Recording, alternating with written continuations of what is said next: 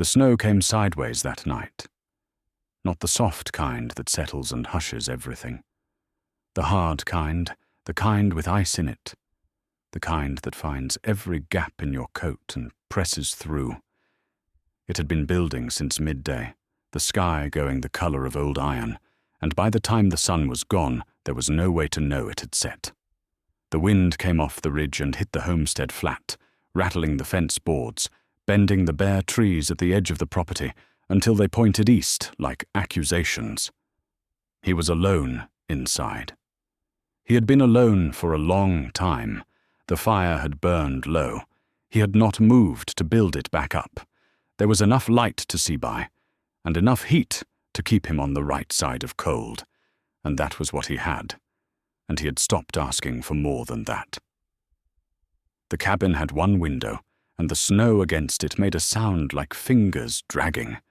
He sat with his back to the wall and looked at the fire, and did not think about much. Then something hit the door. Not a knock. A weight. The way a body falls against a surface when it has already spent most of what it had. He heard it once, and then a second time, lower. And then there was a voice. He could not make out the words. The wind took them. He did not move. He sat with the sound for a long moment, his hands loose on his knees. The fire crackled and told him nothing. There was nothing wrong with not opening it. He had been alone long enough to know what cold and dark could put at a man's door. He got up anyway. He took the lantern from the hook. He went to the door and opened it. 3 figures stood in the snow. The one in front was old. Not old in the way men get old. Old the way certain stones are old, worn into their final shape, with nothing soft left in them. He was tall and broad through the chest, broader than the doorframe, and the coat he wore was soaked through and stiff with ice. His face was the color of old slate in the lantern light. His tusks had been worn down almost to the gum. He stood straight. He did not lean. The ice in his coat was not fresh. He had been out in this weather for a good while before he got to this door. Behind him, 2 young women. They stood close together, shoulders touching. One looked at the man in the doorway. The other kept her eyes on the ground. Neither of them spoke. "No one will shelter us," the old orc said. His voice was flat. Not a plea. Not a threat.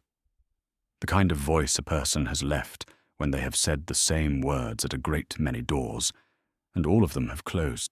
The man stood in the open doorway and held the lantern up and looked at the 3 of them for a long time. The cold pressed past him into the cabin. He had not yet decided, but what he decided in the next moment would not be forgotten by any of them, not for the rest of their lives. The morning the storm came in, he was on the south fence. The boards had been working loose again, 3rd time since spring. He had learned by now not to wait on it. You wait on a fence out here, you lose it. So he was down on his knees in the cold mud with the mallet and new planks, refastening what had come apart, and the sky above the ridge was still pale and clear, the kind of clear that does not last. He finished the fence by late morning. The work had taken longer than it should have. He didn't mind. He had time, which was one of the things he had too much of, along with silence and the rooms he didn't need. He had been here 5 years. He had come with another person, and that person was gone, and now the land was his alone, to keep. He did not often think about this directly. He thought about fences. He thought about the well rope that needed replacing, and the corner beam on the roof that had developed a tilt he did not like. He thought about what needed doing next. This was how he got through the days, and it was enough, or close enough to enough, that he had stopped telling the difference. The homestead was not much, not a farm, not a proper settlement. A cabin, a well, a fence line running 3 sides of the property, a ridge to the north that caught the worst of the wind. The ridge was useful. The rest was work that kept renewing itself, which he had decided some time ago was the same thing as having a purpose. He came in at midday and washed his hands at the well. The water was cold enough to ache. Inside, he cut bread and ate standing at the table, the way he always did now. There had been a time when he sat, when the chair across from his had someone in it. That time was over. The chair was still there. He had not moved it. On the shelf above the fire sat a small carved figure, a bird about the size of a fist, made from a piece of pale wood he could not name. She had made it, or found it somewhere. He was no longer certain which. He knew only that it had been hers, and now it was his, and it was the one thing in the cabin he never moved and never touched, and never let himself look at for very long. He looked at it now for a moment. Then he looked away. By early afternoon, the sky had changed. He stepped outside and stood in the yard and read it the way a man reads a face, looking for what it meant. The clouds were coming in off the ridge low and fast, and the air had a pressure to it, a held quality, like something drawing breath before it spoke. He had seen this before. He knew what came next. He brought in firewood. He filled the water bucket. He checked the latch on the door and the bolt on the shutter, and pulled the loose plank against the doorstep, where the wind could not get under it. He did each of these things without hurrying and without stopping, moving through the cabin and the yard in the dying light. By the time the sun was gone, the storm was on him. Inside, the fire was the only light. Outside was nothing. No ridge, no fence line, no sense of where the property ended.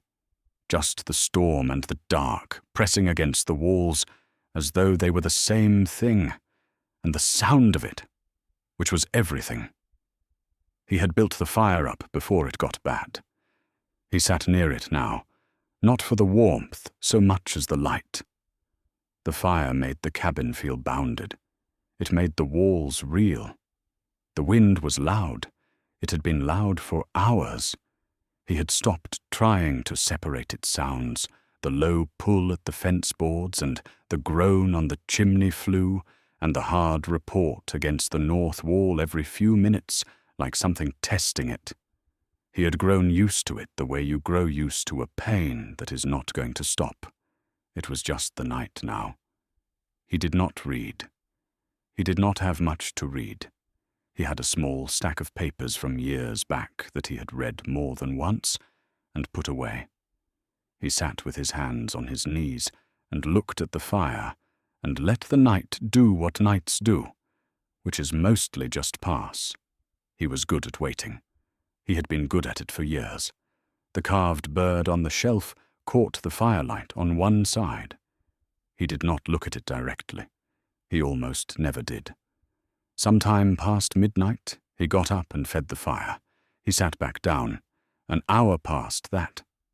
Something hit the door. Not a knock. He knew what knock sounded like, and this was not that. This was the sound of something that did not have enough left in it to knock. A weight falling against the wood, slow and deliberate the way tired things move. He heard it once, and then again, lower. He did not move. The fire crackled. The wind pressed against the north wall. He sat very still and listened, and the sound did not come again. And then it came again, lower this time. And then there was something else. A voice. He could not make out the words. The wind ate them before they reached him. He sat with it for a long time. A man alone out here learns not to trust sounds in the dark. A man alone learns there are 100 things a storm can do that sound like something else. A branch against the wall. A loose board working free. An animal. He knew all of this. He had known it for 5 years. He was still sitting very still when he stood up. He took the lantern from the hook by the door. He lit it. He held it for a moment and looked at the door. Just a door. He put his hand on the latch and stood there a moment with nothing between him and whatever was outside except the wood of the door and his own decision. Then he lifted the latch. He opened the door. The cold came in all at once, hard and immediate, and the snow with it. And in the snow, 3 figures stood at the edge of the lantern light. The one in front was tall and old, broad through the chest, his grey-green face pale and still, his coat soaked through and stiff with ice. Behind him, barely visible in the blowing snow, 2 young women stood close together, not moving, not speaking. The man held the lantern up and looked at them, and they looked at him. The cold came in past him and kept coming. He stood in the open door with the lantern held up, and the 3 of them stood in the snow and nobody moved. The old orc looked at him, not with appeal, not with defiance. He looked the way a man looks when he has already run out of the energy it takes to be either thing. His face in the lantern light was grey-green and deeply lined, the eyes steady and dark under heavy brows. His coat was wet through, and the ice on it was old. He had been standing in weather like this for hours, maybe longer. He had been at more doors than this one. That much was plain. Neither of the daughters spoke. The one who had been watching him was still watching him.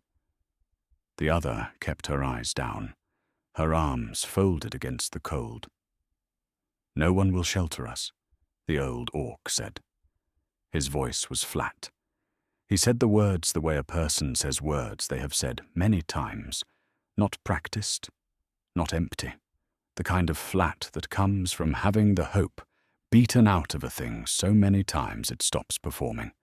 The man with the lantern looked at him for a long time. He looked at the daughters. He looked at the old orc's coat, at the ice in it, at the way he was standing. Not bent. He was tired and soaked, and out of doors he could go to, and he was standing straight. The man stepped back from the door. He did not say, "Come in." He stepped back, and the door stayed open, and that was the same thing. He had not known he was going to do it until he did. He had stood there with the cold coming in, and his feet had moved, and that was all there was to it. The old orc came through first. He had to angle slightly sideways to clear the frame. Then the daughters, one and then the other, stepping in out of the snow. The last one to enter pulled the door shut behind her, and the sound of the storm dropped by half. The 4 of them stood in the cabin. The fire was going. It had been burning since before all of this. The room was warm, and it was small, and it was smaller now. The old orc stood in the middle of it and looked at the space without turning his head, the way a man takes stock of where he is without making a show of it. The daughters had not separated since they came through the door. They stood together still, shoulder to shoulder, watching him without appearing to watch him. "We will not be trouble," the old orc said. "I didn't think you would be," the man said. Neither of them appeared to believe this fully. Neither of them appeared to disbelieve it either. "It was what you said." The old orc gave a small nod. No gratitude, no performance of it, just the nod, which was its own kind of honesty. The man gestured toward the fire. "Get the wet things off. There's floor space." The daughters moved toward the hearth. The one who had been watching him glanced up once as she passed the shelf above the fire. Just a glance at the small carved bird sitting there in the firelight. Then she looked away and said nothing, and the man looked away too, as though he had not seen her look. Outside, the storm pressed on. The fence boards rattled, the chimney pulled. Inside, the fire held.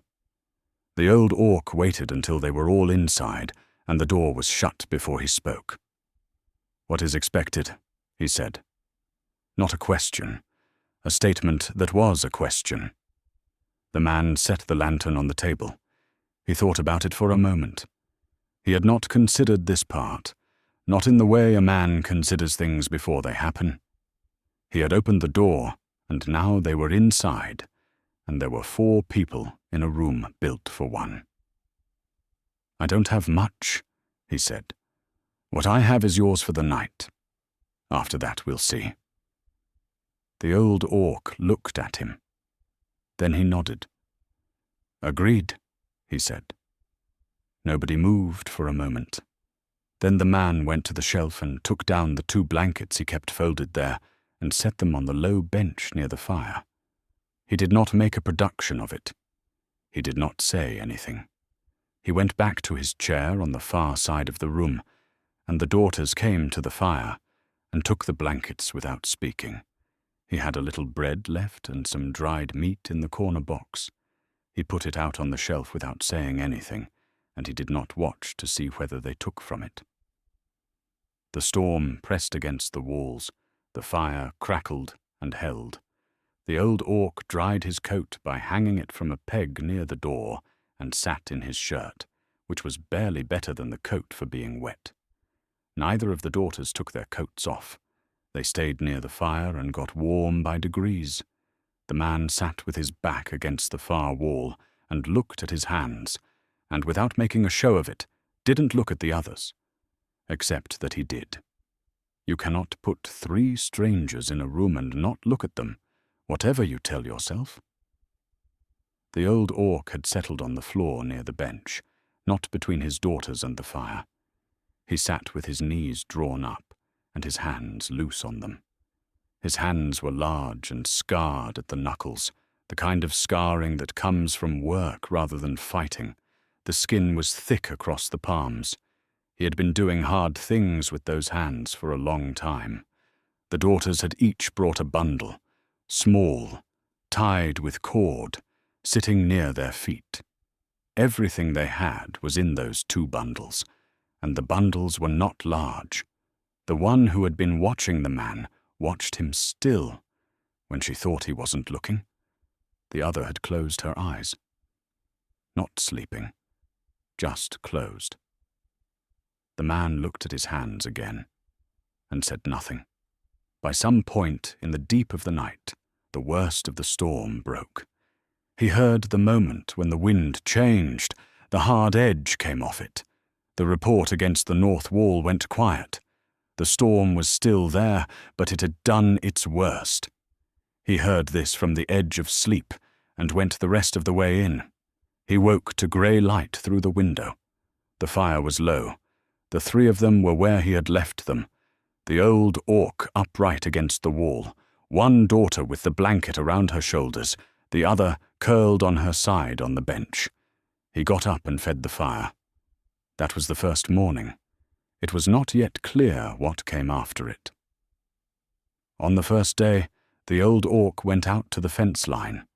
The man came out after him, carrying tools, and found him already at the south corner, working the loose board back against the post with his bare hands. He had not asked where the mallet was. He had found it where tools tend to be, near the door. They worked the fence together for most of the morning. Not side by side all of it, but moving along the same stretch, the man going ahead and the old orc following, tightening what had been left for spring. He worked without instructions. He could see what was needed, and he did it. His hands knew the work. Neither of them spoke while they worked. There was nothing to say. The fence was the fence, and it needed doing, and that was all. At one point the man paused and looked at what the old orc had done to the corner post. It was better than he would have done it himself. He said nothing. He moved to the next board. The daughters stayed in or near the cabin. By midday, when the man came in to wash his hands, the floor had been swept.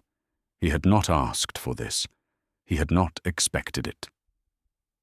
The broom was back where it lived, leaning against the wall by the door. He looked at this for a moment and said nothing. Late in the afternoon, the man put together what he had: dried beans that had been soaking since morning, a piece of salt pork, bread that was 2 days old. He let it go over the fire. The daughters sat near the window. The old orc came in from outside, washed at the bucket, and sat. There was 1 table and 2 chairs. The man looked at the arrangement for a long moment. The second chair had been where it was for 5 years. He had eaten every meal across from it, and never moved it, and never thought too directly about why. He looked at it now. Then he pulled it out and set it where a second person at the table would sit. He moved it without ceremony. He sat in his own chair. The daughters took the bench from near the fire. The old orc sat in the second chair, and they ate. Nobody said much. The food was plain. There was enough of it. Barely. The old orc ate without looking around. When he was done, he set his bowl down and waited for the others. Nobody complained.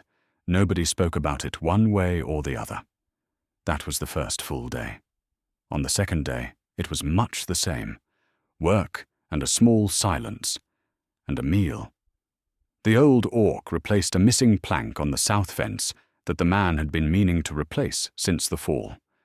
1 daughter mended a gap in the roof lining where cold was coming through. She did this with a strip of cloth and a little pitch, using things she found in the corner box, and the gap was gone by evening.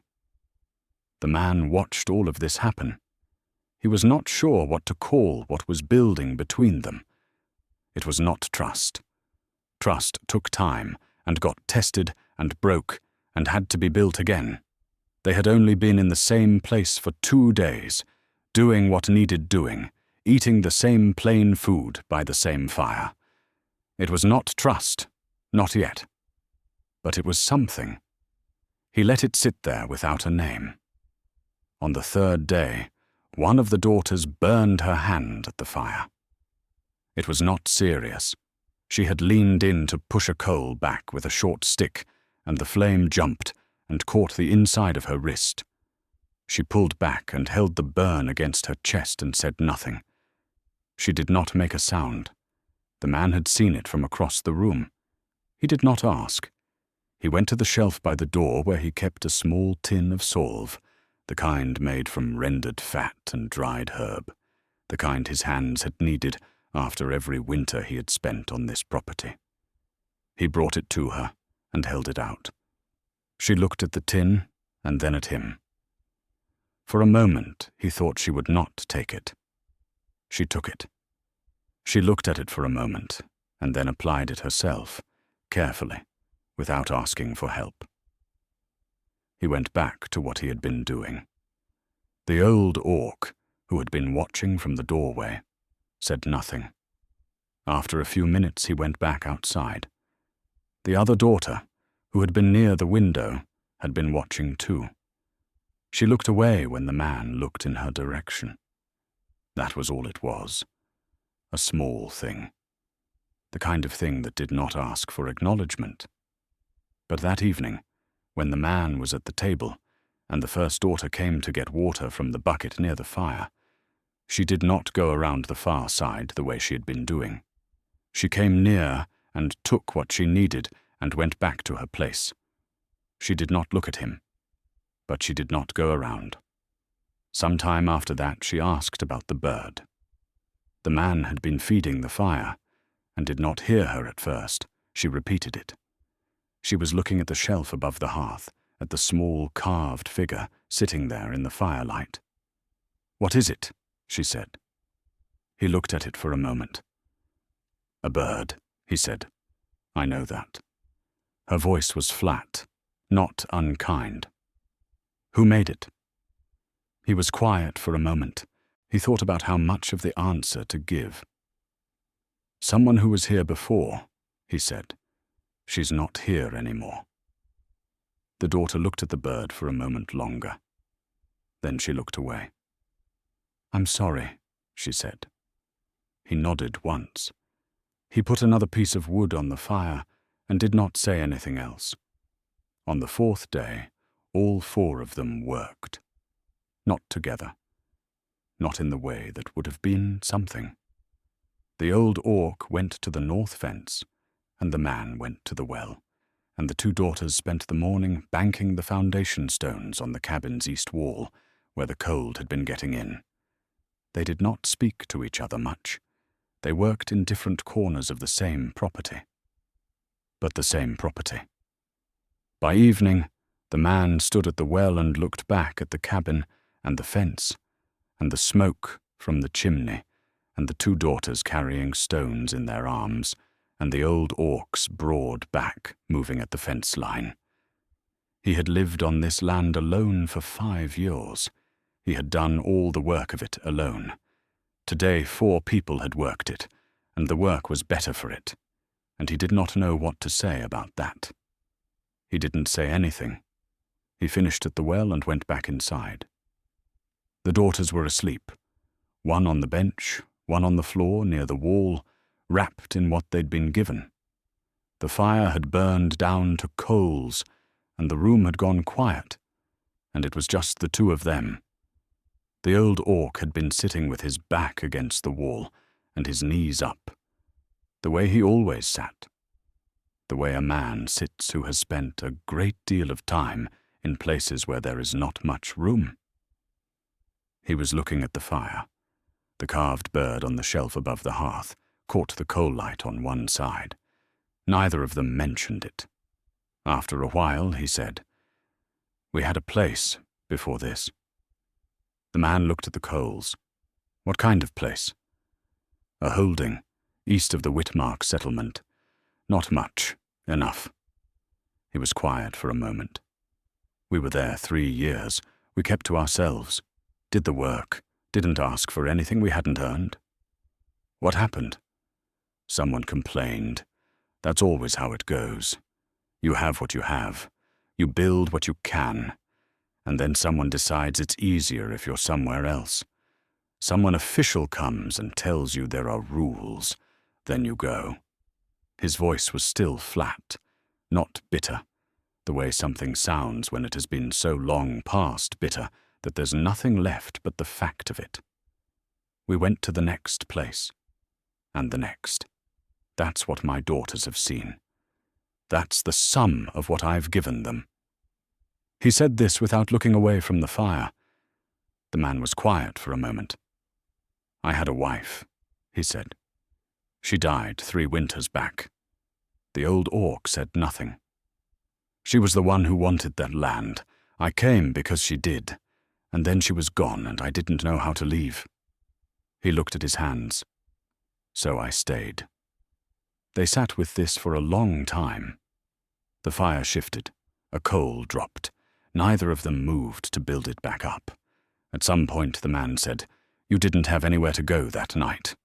"No," the old orc said. "The storm would have taken one of you. Maybe all 3. "Yes," he said. "That was how it was." The man looked at the fire. "I know why you knocked," he said. "I understand that part." The old orc turned his head and looked at him for a moment. Not with gratitude. Not with anything that had a name he could have given it. He looked at him the way a man looks at another man who has said something plain and true. Then he looked back at the fire. They sat there for a long time after that. The cabin was cold at the edges and warm at the center, and outside there was a nothing, just the dark and the land and the silence that had settled after the storm. The daughter's breathing was slow and even. The old orc's chest rose and fell. The man watched the last of the coals go grey. The man had been alone in this room for 5 years. He was not alone in it now. That was a fact. He did not know what to do with it yet. But it was a fact. The days that followed the storm were not quiet, exactly, but they had a shape to them. Morning work, a midday meal, afternoon work, evening at the fire. The orc family had found their places in the rhythm the way things find their places over time. Not all at once, but a little more each day. The homestead did not feel the same as it had. The man had not yet decided how he felt about that. On the 8th morning, a man came to the fence line. He was on foot, not riding, and he carried a leather satchel across one shoulder. He wore the kind of coat that said, "Official business," more than it said the cold, and he stopped at the south gate and waited, which was the polite thing to do. He had the manner of a man who had done this work for a long time and had made his peace with it. The man came out from the cabin and walked to the gate. He did not hurry. "I'm from the Aldgate settlement," the official said. He was middle-aged, unremarkable, the kind of man who had done a job like this many times. "We've had a complaint filed. I'm here to make a record." "About what?" the man said. "About the individuals residing on your property." He did not say it unkindly. He said it the way you say a thing that is on a form somewhere and needs to be said aloud. There are regulations. Orc persons are not permitted to take up residence within the Valley District without filing. No filing has been received. "They're my guests," the man said. "That's noted. The regulation applies to guests who have been resident more than 5 consecutive days." "This is my homestead," the man said. "I hold the deed." The official looked at him for a moment. He wrote something in the small book he had taken from the satchel. "That's also noted," he said. "Your right to the land isn't what's under review. It's a question of who you're permitted to shelter on it." The man said nothing. "I'm not here to remove anyone today," the official said. "I'm here to make a record of what I found. Someone else will follow up. That's how the process works." "I understand the process," the man said. The official looked at him for a moment. He nodded once, as though this were the answer he had expected. He looked past the man, briefly, toward the cabin. The old orc was standing in the doorway, not moving toward them, not retreating. Just there. The daughters were behind him, barely visible in the shadow of the interior. The official looked back at the man at the gate. He wrote something else in his book. Then he closed it and put it away. "Someone will be in touch," he said. "Within the week, most likely." He left the way he had come, on foot, along the track south toward the settlement. The man stood at the gate and watched him go. When he turned back, the old orc was still in the doorway, still not moving. His face said nothing. He had stood in doorways while men like that wrote in books about him before. He knew exactly how long the gap was between the writing and what came next. The daughters had moved back inside. The man came back to the cabin. He did not say anything. Neither did the old orc. There was nothing to say that they had not already understood. 3 days after the official's visit, the horses came. There were 4 of them. 1 rider in front, 3 behind. The lead rider was broad through the chest and rode with the ease of a man who owned the road under him. His face was set and certain. His backing were younger and said nothing. They stopped at the south gate. The lead rider did not get down from his horse. The man came out from the cabin. He was carrying a piece of firewood he had been splitting. He set it down against the fence post and waited. "You had a visit," the rider said. It was not a question. "From the settlement's man." "I did," the man said. "Then you know what the situation is." "I know what the regulations say." The rider looked past him at the homestead. His eyes moved across the property, the way a man's eyes move when he is deciding something. "The Valley District doesn't permit orc settlement. That isn't my rule. It's been the rule for 10 years. The individuals on your land are in violation. You are in violation for harboring them. I hold the deed to this land," the man said. "I decide who stays on it. Not under Valley Charter, you don't." The man said nothing. "I'm giving you 1 day," the rider said. 1 day to have them off the property and gone. After that, we'll assist in the removal. That's not a threat.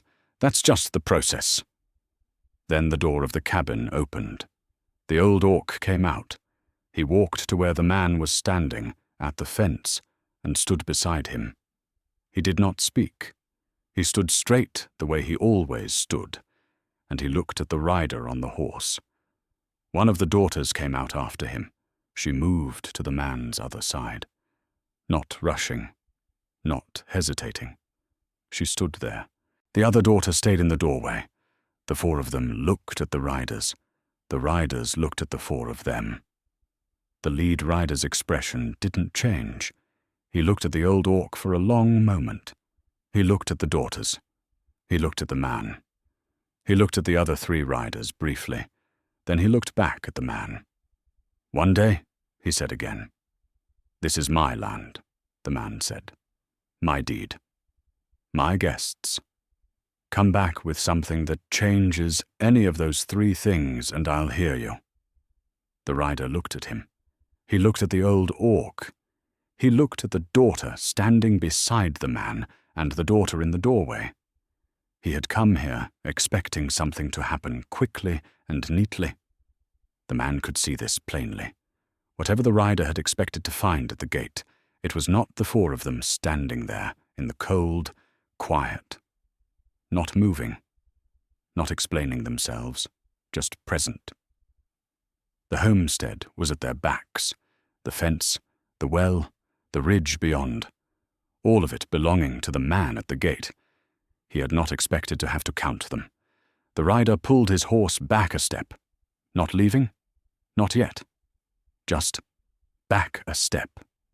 He was still looking at the man. "One day," he said. And then he turned his horse and rode south, and the three with him rode after. They came back before noon the next day. The man heard the horses on the track south and came out of the cabin without hurrying. He had known they would come. He had not slept much, thinking about what he would do when they did. And in the morning, the old orc had been sitting at the fire already, drinking what passed for tea in this house. And they had looked at each other once and not said anything about what was coming. That had been enough.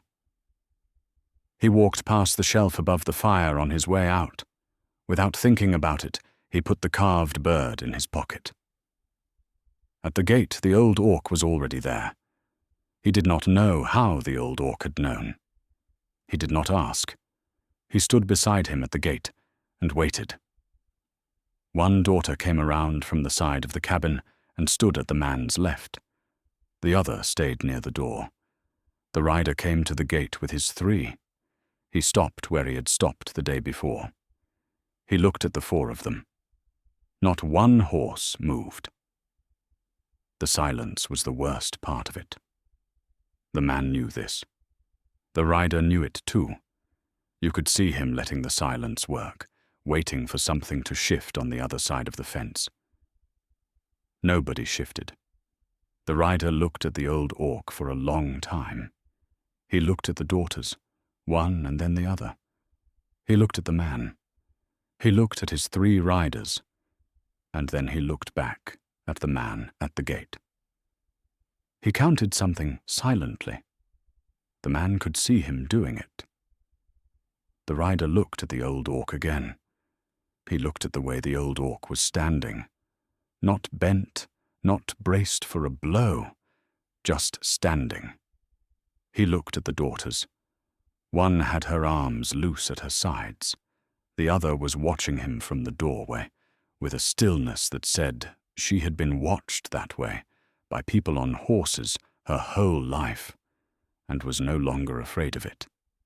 She had the same stillness as the old orc. He looked at the man. Something moved across his face. Not fear exactly, but the recognition that this was a different kind of ground than he had expected. He pulled his reins. He did not leave immediately. He sat on his horse for a moment and looked at the four of them at the fence. One of his riders glanced at another. Nobody said anything. Then he said, "This isn't finished." "I know," the man said. "We'll be back." He turned his horse. The three with him turned theirs. They rode south without looking back. The four of them stood at the fence for a long time. Nobody spoke. The horse's sound faded down the track and was gone, and still nobody moved. The old orc stood with his hands loose at his sides. One daughter let out a long, slow breath. The other stayed in the doorway with her eyes on the track south. The man stood at the gate and looked at the empty road. He did not feel the way he had expected to feel. He had thought there would be more to it. He reached into his pocket and felt the carved bird there, the small, smooth weight of it, and for a moment it was just a thing a person had made a long time ago, and he had been carrying ever since. He took his hand out of his pocket. He said nothing. The old orc said nothing. For a long time they stood there, the four of them. The wind came off the ridge and crossed the property and did not stop for any of them. The months that followed the standoff were the hardest the man had worked in years. There was always more to do than there were hours. The fence that had been failing for 2 seasons was rebuilt properly, plank by plank, with 4 pairs of hands instead of 1. The well rope was replaced. The roof lining was stripped and relaid in the spring. The work that had been deferred for 5 years was done, bit, by people who did not ask and were not asked. The old orc planted a narrow strip of kitchen garden along the south wall. The man had not grown anything there before. By late summer, there were onions and a ground herb he did not know the name of, and both of them were in the pot most nights without anyone making a declaration about it. The rider did not come back. Not that season. The threat was still somewhere beyond the ridge, the way weather is somewhere beyond the ridge, present in the distance. Not yet here. The man looked at all of this sometimes, early in the morning when the others were still sleeping, and tried to find a word for it. Not family. He could never settle on whether the word was too large for what they were, or too small for what they had become. Not guests, not tenants, not strangers. Not any more. He had tried arrangement, in his head, and then household, and neither had fit. The old orc had once referred to the place as here. The daughters sometimes said home. The man did not know when that word had started to sound like something they all meant, something harder to name than any of those things. On a morning in the second autumn, he found that someone had moved the carved bird. It had been on the shelf above the fire for as long as he had lived here, in the same spot, never touched. Now it was on the table, near the window, where the light came in. He did not know who had moved it. He did not ask. He picked it up and held it for a moment. He looked at it the way he had not let himself look at it in years. It was a small thing. A bird, pale wood, worn smooth. She had made it, or found it. He had never been certain which. He was no longer certain it mattered. He had looked at this object with grief for 3 years, and kept from looking at it for 2 more. Now he looked at it, and thought of her, and thought of the daughter who had moved it to the light. This was not less than what it had been. It was something different. Not less. He set it back down, near the window, where the light was good. He went outside. The old orc was at the fence. One daughter was bringing water up from the well. The other was on the roof, checking the lining before the cold came again. There was a figure on the road south, far off. He could not tell who it was. He watched it until it was gone. The man stood in the yard and looked at all of them, and at the land around them, and at the ridge beyond. Not quite a family. The word was too small, but it was theirs. Built from nothing, on the edge of something that had not finished arriving. But the world beyond the fence had not finished moving. Did you enjoy the story? Subscribe to the channel to watch more stories like this one. Leave a like It helps the channel a lot. And drop a comment down below. I always read them and use your feedback to make our content better. Thanks so much.